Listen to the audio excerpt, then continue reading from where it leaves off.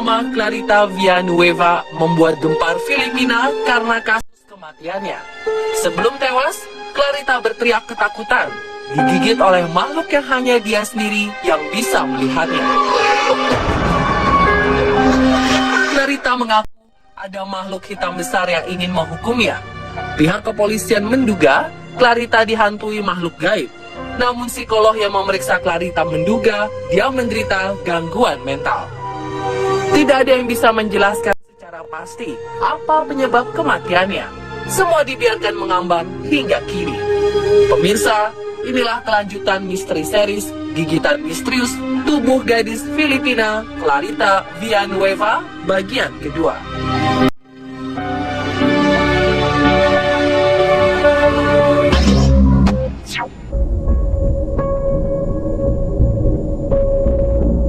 Clarita Villanueva adalah gadis yang memiliki masa kecil yang menyedihkan.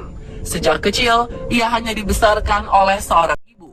Ia sendiri tidak ingat dengan ayahnya. Demi kehidupan Clarita yang lebih baik, sang ibu bekerja sebagai peramal. Setiap hari, beliau membuka praktek meramal untuk orang-orang yang ingin mengetahui jodoh, kekayaan, dan lain sebagainya. Beberapa orang menduga ibunya memakai jimat untuk melancarkan proses ramalannya. Inilah yang kemudian menghantui kehidupan Clarita hingga dewasa.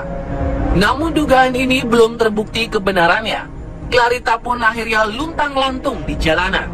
Tidak ada yang mengetahui keadaannya hingga akhirnya dia ditangkap polisi dan mengalami kerasukan.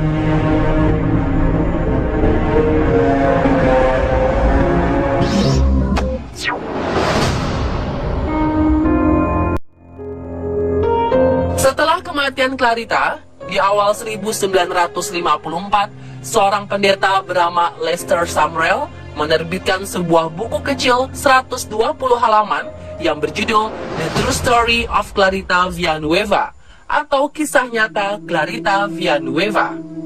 Buku ini awalnya ditujukan untuk kalangan terbatas, namun ternyata menarik perhatian banyak orang sehingga dicetak ulang beberapa kali. Ada yang menambahkan judulnya menjadi Bitten by the Devils, The True Story of Clarita Villanueva atau Digigit oleh Setan, Kisah Nyata Clarita Villanueva. Buku ini menceritakan bagaimana pendeta Sumrall mengusir setan pada tubuh Clarita. Dalam buku ini, banyak informasi baru yang sebelumnya tidak pernah dipublikasikan oleh media tentang Clarita. Salah satunya adalah pada bekas gigitan, ada bekas cairan air liur yang masih segar. Setelah itu, pendeta Sumrall menceritakan kunjungannya beberapa hari ke penjara tempat Clarita ditahan.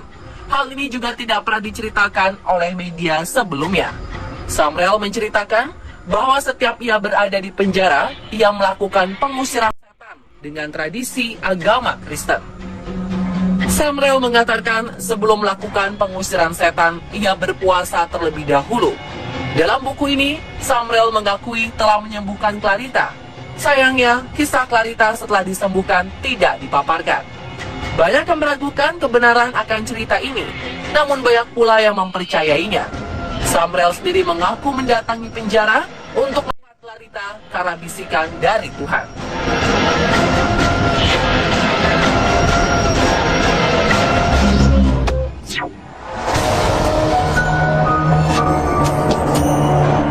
Selain versi pendeta Sumrall, muncul beberapa versi penyerangan terhadap sang gadis Filipina ini.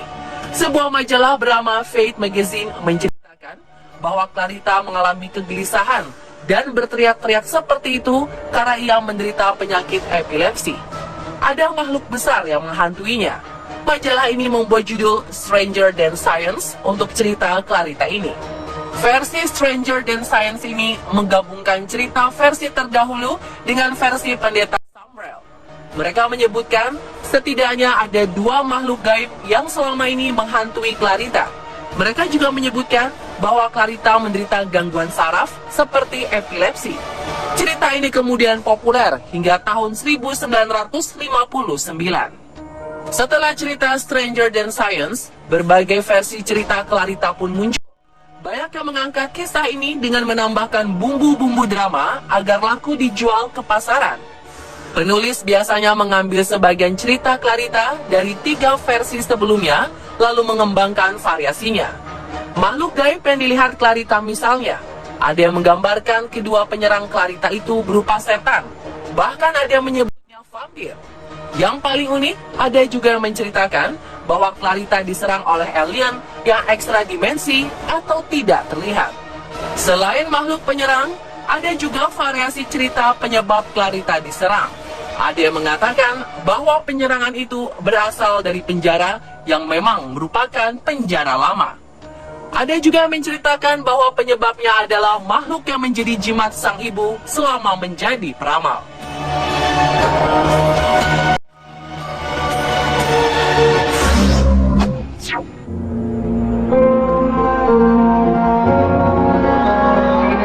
Beberapa memvariasikan nama Clarita, misalnya menjadi Cinta Villanueva.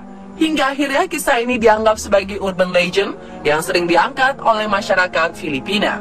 Sampai saat ini, tidak ada fakta yang menjelaskan secara terperinci mengapa Clarita bisa diserang dan apa sebenarnya penyebab kematiannya.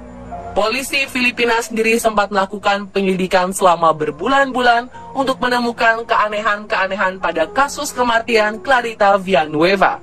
Namun mereka tak kunjung menemukan jawabannya. Akhirnya kasus ini dirahasiakan dan dicatat sebagai kasus bunuh diri murni. Tidak ada penyidikan lebih lanjut tentang kisah ini. Kemungkinan karena Clarita sendiri sudah meninggal dan tidak ada sanak saudara yang bisa menjadi sumber informasi.